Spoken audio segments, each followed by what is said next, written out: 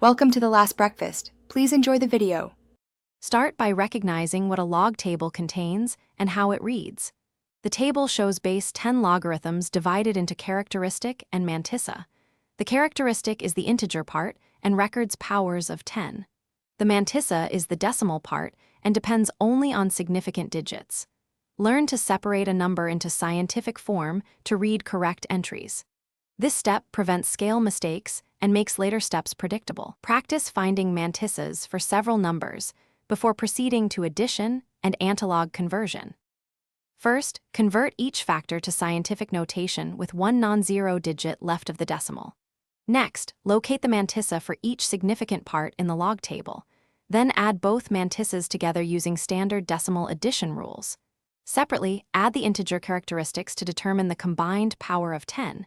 If the mantissa sum exceeds 1. 0, 0, 0, increase the characteristic by 1 and subtract 1.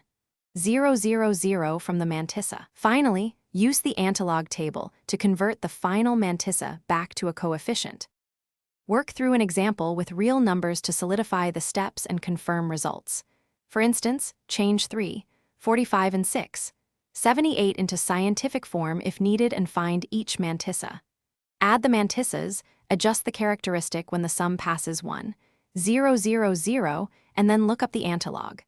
Multiply the analog result by 10 raised to the combined characteristic to obtain the product. Verify by estimating with rounding and by cross-checking against a calculator to catch transcription mistakes.